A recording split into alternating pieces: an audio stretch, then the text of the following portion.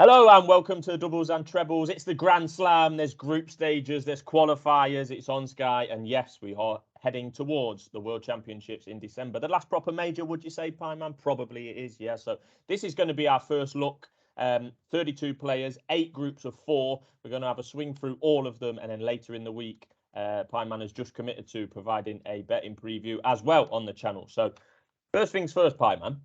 On Sunday, there was a qualifier event that followed directly from the 2 Pro Tour events Friday, Saturday. I think it was in Barnsley. And Darts Twitter, which is quite a niche market, was going mad about, I can't believe this, and such has not got in, and 5 of the top 20 or something aren't qualified, etc., etc. And yes, the qualification is a bit of a mess, in my opinion. Some of the routes to qualification is a bit of a mess, but it is kind of a unique event. Remember, back in the day, it used to be the crossover between the BDO and the PDC. It is now no longer. So they have had to be a bit creative with the qualification criteria. So I do give them a pass a little bit on that. But I decided at the end of Sunday, Pyman, after all the chat and the moaning and the controversy, if you like, I'm all for it. I'm all for it because the amount of people that it's upset and the amount of people that have missed out and some of the crap, quite frankly, that is going to be taking part in this tournament at the expense of others like Mervyn King, who's not there, and Dimitri Van den Bergh, who's not there, etc. It's caused chaos, and I'm all for chaos. Over to you. Yeah, nicely summarised. It's a hard one, isn't it? Because the Grand Slam is like, it's kind of slanted as one of the biggest tournaments of the year. But now people are looking at this field and saying, well, is it justifiably one of the biggest tournaments of the year when you've got some of these players in it? And more to the point, some of the absentees that we haven't got. I mean, you mentioned a couple of names there. James Wade also missing out despite having a really good year generally. Gary Anderson not there for the first time. Will he ever return? Who knows? And there were some really form players that missed out as well. I mean, as you say, 24 of the 32-man field had already been, and woman field, shall we not forget, had already been allocated prior to the weekend. And then there was a last gasp qualifier. And what that results in is the 101 odd players that have got a tour card but hadn't already got in, all piled into this qualifier where there's only 8 spots left. And some players played really, really well on the qualifier, but you lose one first to 5 legs and that's you done. That was very much the case with James Wade, who looked absolutely nailed on to qualify until he was pipped 5-4 at the final hurdle. And there was a few that missed out. I was disappointed to see Mike De Decker, the real deal, miss out. He's a man on form, and it's probably saved me a few quid him not qualifying, to be fair. But yeah, there was some form players coming through as well. Of course, Mensur Suljovic is a man I think is quietly coming back to form. I was pleased to see him qualify. Look, the top and bottom of it is, as you say, you summed it up perfectly. This used to be the crossover for BDO's best to go and have a pop at the PDC lads. That's all that. If you look back through the years at Grand Slam historically, Scott Waits going and winning the Grand Slam as a BDO player. Some fantastic performances elsewhere from BDO players as well. But darts has evolved beyond that now. The amateur game's in a bit of a mess. Even with the WDF, we don't really know where we stand long term with it. There wasn't really an appetite to change the format too much. They tried to do this win and you're in kind of thing. But I think it's just the lack of consistency that annoys people. I mean, Damon Heta and Simon Whitlock getting through the World Cup of Darts, which is effectively, in many people's eyes, a different tournament on the calendar. It's a standalone tournament. And then you've got people complaining about the Masters, saying that, well, that's invitational. There's no ranking points there. Why is there ranking points here? This is basically an invitational tournament. Well, it's a mess. But look, one thing it does do is it gives us a solid week of darts on Sky Sports where we can get a good feel for everybody's form coming into Ali Pali. And it's still a prestigious tournament to win. Going Price, the reigning champion, of course. And it's an elusive reel of players that have won this trophy. So let's get stuck into this year's field. I'm just going to continue the moan up actually first, Pyman, on the qualification criteria because you get in this tournament by being the runner-up in the Masters, which, as you've mentioned, is an invitational. You get the in here by being the runner-up in the World Series of Darts final. You get the in here by being 2 runner-ups in the World Cup of Darts. Now, if Johnny Clayton had not participated in that match, he would have had to probably go through the qualifying to get here, believe it or not, and could well have got the same fate as James Wade. So I think the qualification is an absolute mess. But as I say, as a result of the chaos and the fallout, I'm all for it. And there's some names in here that have qualified, for example, through the PDC Asian Championship and the PDC North American Championship, that basically some people would have never heard of, and they're taking part in here. Yeah, definitely. I mean, look, we've got a 32-man field. You know how many players have been on form this year. So to have the likes of Richie Edhouse, Adam Gaulas, Luke Woodhouse, Christian Perez taking up slots, and not to open a can of worms here, Fallon Sherrick and Lisa Ashton, it's very debatable whether this is an elite 32 player field. However, you know, it's a difficult one for the PDC. I was thinking earlier, do I have a solution to this? I'm not sure I do really, other than a complete revamp. I really like the groups and knockout format. I mean, it does lend itself to some kind of non-events at the back end of the group stage, but it gives you a good solid platform and it lets players play their way into a tournament. And it's not as killer in that you can lose your first group game and still get through and go on to win. We've seen players do that in the past. So it does lend itself to players playing their way in, and the cream generally rises to the top. Despite all what we've said about the qualifiers, it is the usual suspects, as I say at this stage. In every video we do ahead of a tournament, the usual suspects at the head of the market. Van Gerwen 92, Price 5-1, Peter Wright 8, Michael Smith 14, Johnny Clayton 14, Humphries 16, Rob Cross 20, Dirk 20, and the last one I'll mention is Josh Rock is 22-1, who I'm sure we're going to come on to. Right, Pineman, we're going to have a quick spin through the groups. It's not going to take as long as it may sound going through all 32 players and all 8 groups. But in Group A, as you would expect, the number 1 seed is in there, Gerwyn Price, alongside Dave Chisnell, qualifier Raymond van Barneveld, and Ted Everts, who I think has qualified through some sort of youth development tour. Correct me if I'm wrong. He's the reigning world youth champion, but that actually stretches back to 2021 because the youth championships played in November. So he's been youth champion for 12 months now, and he will lose that title next weekend when Josh Rock plays Nathan Gervin. But yeah, Group A looks fairly straightforward, doesn't it? Gerwyn Price, Dave Chisnell, both in fantastic form. Van Barneveld showing some Players' Championship form and came through the qualifiers, but you would be surprised if he had enough to threaten Chisnell and Price. Short format favours the upsets, of course, but I think this is a fairly straightforward group. Yeah, so like the World Cup, the first 2 are going to go through, aren't they, Pineman, into the last 16. So we think that'll be Price and Chizzy, and they're both odds on to qualify. On to Group B, the 8th seed. There is only 8 seeds. Danny Noppert is the seed in this group alongside Simon Whitlock, who's been quiet for some time. Mensah, who is on the up, as you've been telling me for weeks, and Christian Perez, who I've never heard of. Yeah, Christian Perez coming through the inaugural PDC Asian Championship, which has been coined as a bit of a alternative to the Asian Tour that was actually running really successfully. We were seeing some really good Asian players starting to come through, and that came to a halt when the pandemic hit, and they haven't been able to get a fully fledged Asian Tour back up and running. So the alternative was to host a massive Asian Championship, which was won rather surprisingly by Christian Perez. He beat some very familiar faces on the way, including Noel Malik Dem, I'm sure will remember. Very aggressive. Yes, yeah. And unfortunately means we won't be seeing Noel at the World, so that's a hammer blow. I mean, look, Noel Malik Dem missed a match start to beat Peter Wright the year Peter Wright won the World Championship, so he's no mug. If you go through the Asian Championship, and so not to go off on a tangent because we're keeping this short. If you go through the Asian Championship results, there was plenty of 90-something averages. So the standard in Asia is improving. Christian Perez had to produce 4 90-something plus averages to get there. So I was slightly amazed to see him 50-1 to qualify. 80 Pineman. 80 to win. 80 to win. Oh, yeah, sorry, yeah. 50 to qualify. That is an obscene price, really. I'm not telling people to back it, right? But he could easily average 85 in 2 scrappy affairs and sneak through in Mensah second. And Simon, yeah. I mean, look, if you want a 50p interest, let's get on Christian Perez to qualify at 50s. You know, it's a long shot, but is it a 50s chance for him to finish second? I don't think so. In reality, I think the group is probably between the top 3. And yeah, Mensah would be my man to watch. I think he's coming back to a bit of form and he'll probably fancy his chances against Whitlock. But over the short format, Pineman, as you say, I've watched it first to 5. First to 5, yeah. First to 5, so it's even shorter than the Players' Championship.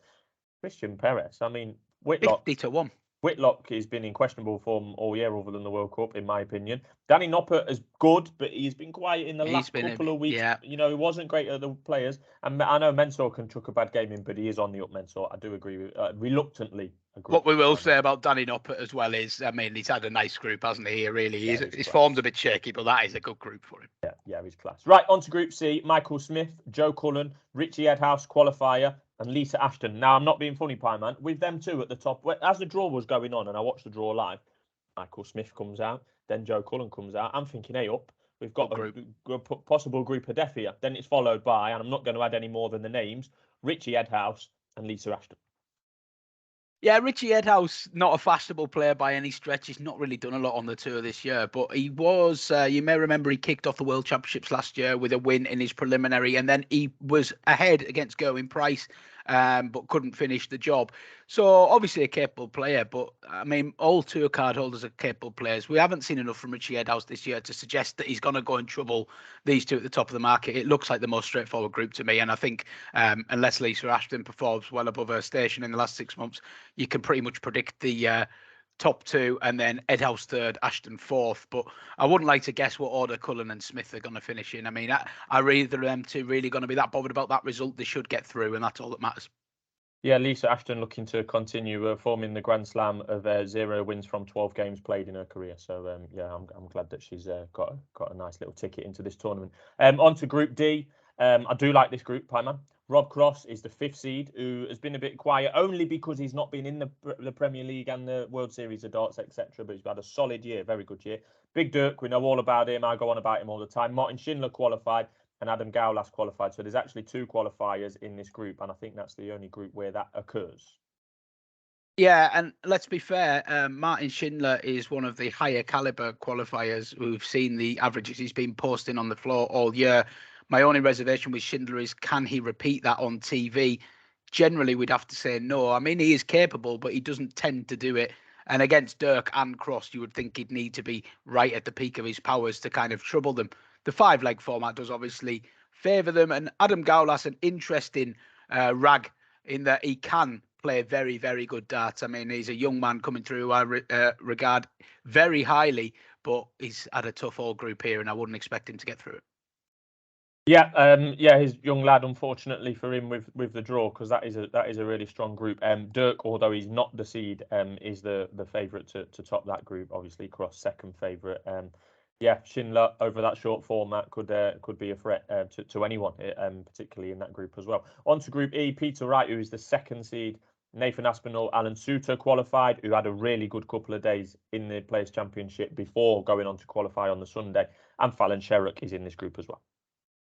Yeah, we're going to get our Fallon fix. Obviously not going to see her at the World Championships after Bo Greaves' heroics, but she does qualify through this via winning the Women's World Match Play earlier this year. So fair play to her. At least she had to win something to get in, like the rest of the field. She has had success in this tournament. Remember last year, she beat Gabrielle Clemens in a good game to get through into the knockout stages. I'm not sure she's going to be repeating that. Fallon's form isn't that great anyway, but the TV factor always makes a slight difference, in the crowd generally get on the back of her opponents. Peter Wright and Nathan Aspinall, very experienced, shouldn't be an issue for them too. And Alan Soutar, a man in form as well. I know we've both had him on our radar recently. I just wonder if Soutar can cause an upset against one of the big two. He's certainly capable, and the short format, once again, will favour him. For Soutar, he could be one of the bets of the round. He's 9-1. And I say all he's got to do is nick 5 legs against the Nathan Aspinall. Yeah. And he should be beating Fallon. Yeah. And yeah, there's potential there because he plays Aspinall first game as well. So that opens it up. Just to give you an idea of the form from the ladies, Fallon Sherrock 66-1 to win this group. Lisa Ashton is 50-1 to win her group. So, and they're in similar quality type groups, if you see what I mean. Fallon Sherrock is not the golden girl in the world of female darts anymore. And the golden girl actually isn't in this tournament at all, unfortunately. But yeah, we've got a video. We've got a video all about Bo Greaves done excellently by Pie Man last week, so check that out. But yeah, I know we've mentioned a couple of bets as we go along, Pie Man, and we're going to do a full betting preview, but I do like Soutar there at 9-1 to potentially qualify. Yes, he'd certainly be on my list. And if you want to see what else is on my list, then you will have to tune into the betting preview later in the week. There's another 9-1 runner in the next group who may be of interest as well. Yeah, Group F, Johnny Clayton is the seed in there. Damon Heta, Jermaine Wattimena, and Leonard Gates is your 4 to make up Group F, Pie Man. Yeah, well, Leonard Gates, let's start with Leonard, qualified via the American route. Very, very enjoyable player to watch. He's quite capable as well on his day. Can hit 140s, 180s for fun. He's needed that bit of TV experience. We saw him in the World Series and he was very hit and miss. Looked to be struggling a little bit with nerves at times, but I'm pleased that he's here. His counting is on a similar level to Jose de Sousa. I think it comes from, Danny Baggish touched on it when we were on the channel, when we had him on the channel a couple of years ago. The soft tip lads, they just don't have to count the same. So, I mean, at least Leonard's got a reasonable excuse compared to Jose, who just, Mr. Billy Big Bollocks, to quote MVG. But yeah, I thought Jermaine Watamina on the form was interesting here. 9-1 to win the group, but more importantly, sort of around the 2-1 region to qualify. You got Johnny Clayton and Damon Heta here. On the face of it, two absolutely rock solid players. However, dig a little bit deeper. Damo's had his troubles on TV, and until he gets that monkey off his back and goes deep in an individual tournament, I think people are always going to have a little bit of a question mark next to him on TV. We all know if he brings his floor form, he's going to be competing for every title there is. But it's just taking that next step at the moment. I think the World Cup was a big plus for him. Now he just needs to go and do it in one of these individual tournaments, and get into a semi-final or a final here would set him up lovely for Ali Pali. And then Johnny Clayton, we all know about Johnny Clayton, but he has not enjoyed the same level of year that he has last year. And he has been suffering some surprise defeats on the floor recently. And again, short format, I'm like a broken record here, but Watamina showed some fantastic form, actually very nearly landed a touch for us on the Players' Championship, missing multiple match starts, but we won't go into that. Oh, we will. Oh, yeah. Well, I'm not a man to get too enthusiastic about being sided with Jermaine Watamina. He's a very erratic player for me, and when he's not playing well, he really can implode. But you can't question his results. Really, really good results on the last two Pro Tours, and I was not one bit surprised to see him come through that qualifier. I thought he played really, really well there. Thoroughly deserves his spot. He had a hard route. Yeah, I wouldn't be surprised if he does some damage here. Well, we will go into detail about Jermaine Watamina Pyman, because on Saturday, an interesting story, I was in a hospital for a small procedure, and I was delayed. So I was texting Pyman throughout the day in the waiting room of a lovely hospital in Bolton, getting updates and following Dot Connect with Pyman. And I reluctantly backed Jermaine Watamina at 375 to 1. And when I say reluctantly, it was only because Pyman convinced me he was in good form. I said he was erratic and he annoys me and he'll let me down. So anyway, of the handful of players that we backed at big odds on Saturday, he made it to the quarterfinal, and he needed to win one more game to land me in the region of £400 to £500. And I got called down for my procedure just as they were starting the quarterfinal against James Wade. And I think I saw one leg where Jermaine broke throw in the first leg. So he was in a good position, 1st to 6. I go down for my procedure thinking I might come out to a few £100 on a place payout at 375 to 1, a quarter to the odds. And the first message I read after this procedure, about half an hour later, is from Pyman that said Jermaine missed, in capitals, 5 match darts. So yeah, £0 return. But yeah, it would have made a tricky day under the knife into a nice day. But so be it. Yeah, it's great. And I was watching it on Dark Connect, and there was no stream because it wasn't on the streaming board. So you're just painfully waiting for the scores to refresh. I mean, it's vintage Players' Championship. If anybody does enjoy the Players' Championship, I mean, that's what we live and breathe here on doubles and trebles, really. Yeah, well, I mean, I can speak. Pyman was similar, but I had 4 players in the last 16 of the Players' Championship, and I only need one of them to make it to the final 4 for a place payout, and obviously, lo and behold, none of them did. But on we move to Group G, where Michael van Gerwen is the third seed and will be dominating the betting against the likes of Ross Smith, recent TV winner, Luke Woodhouse, and Nathan Rafferty, who has been on this stage before. An interesting group, this. Yeah, it's an interesting group. MVG, long odds on to win it, as you would expect. And we'll certainly expect to qualify from it. I mean, I wouldn't be taking him on in the qualification market, but Ross Smith deserves to be as short as he is for what his recent achievements have been. His form is very good. His form is very, very good. Obviously won the European Championship, backed it up on the floor. I thought some really good Pro Tour performances, went out in 2 crackers, really. So I wouldn't be taking him on lightly, but again, it's just the short format. To me, it just lends itself to a couple of these lads sneaking through in second. I mean, it could come down to leg difference and stuff like that. And it's quite feasible that MVG could rock up and smash Ross 5-0, 5-1, and suddenly he's a bit up against it. And Nathan Rafferty and Luke Woodhouse, to an extent, both players who can average well over a ton. It's just consistency that kills them. Woodhouse, I've got slight concerns with his doubling record on TV previously. Very capable player, but his bottle can go a little bit. But in a group stage where he's coming in underdog, I think he's a dangerous runner. And Nathan Rafferty as well. Bags of quality, just lacking a little bit of experience. But yeah, interesting group. Yeah, sure is. On to the last group, Group H. We've got Luke Humphries as the seed against three really interesting players. Ryan Searle, who has disappointed me this year because I don't think he's done enough, and he was looking good, looking like one of them to break into the the Michael Smith zones of the Nathan Aspinalls of these prices type thing, but he's not quite gone through that seeding. Luke Humphries, Ryan Searle, Josh Rock, who we know plenty about on this channel, and Scott Williams, who me and Pieman, possibly away from YouTube cameras, know plenty about as well. So yeah, another interesting one to finish in Group H. Yeah, not to ruin the betting video, but I think Scott Williams is an absolutely stonking bet in this group, just because he's been priced up as an absolute no-hoper. You compare this market to the other groups, for a player to be this far disparity from the other three would suggest that a donkey. Anyone who follows floor darts will know that Scott Williams is anything but actually won a Players' Championship this year as a non-tour card holder, frequently seen in the latter stages. He can frequently beat top 16, top 32 players without many problems.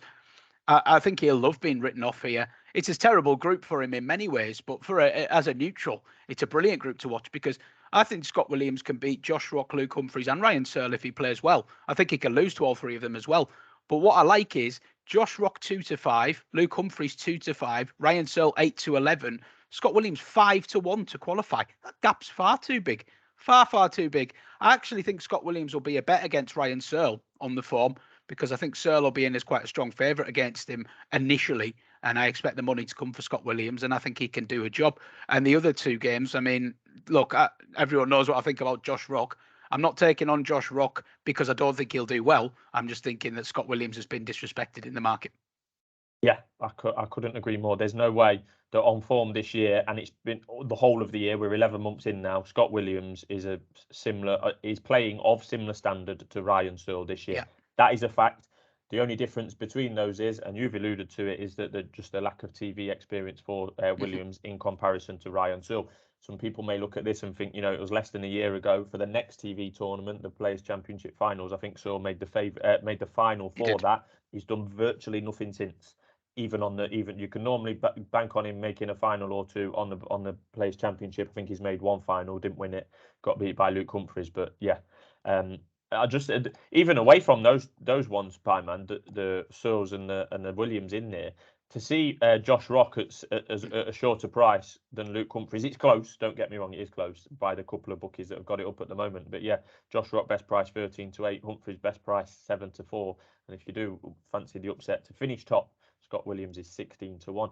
I think I've almost talked myself into a Trixie there, Pieman, to qualify Trixie on Suter, Watamina, and Scott Williams. I reckon that we can get two of them qualifying for a profit. I'd be happy with that. Yeah, definitely. I'll be following similar. We'll drill down on the markets and get you a proper set of selections up in the betting preview. But yeah, there's plenty of value to be had there. And it's really nice that they're offering these to qualify markets as well. Only selected bookmakers, but get yourself on Odds Checker, see who's offering what. There will be some specials appearing nearer the time as well. And I'm hopefully that by the time we come to film, I'll have spotted a couple that I like that I can flag up. Yep, hoping to be back Thursday. All the first round of games are priced up. Game ones, if you like, are all priced up. And like Pieman says, we've got the outright winner plus the group markets as well. So plenty to get stuck into, and stuck in we will. Thanks for tuning in, and make sure you're back soon for more darting content on doubles and trebles.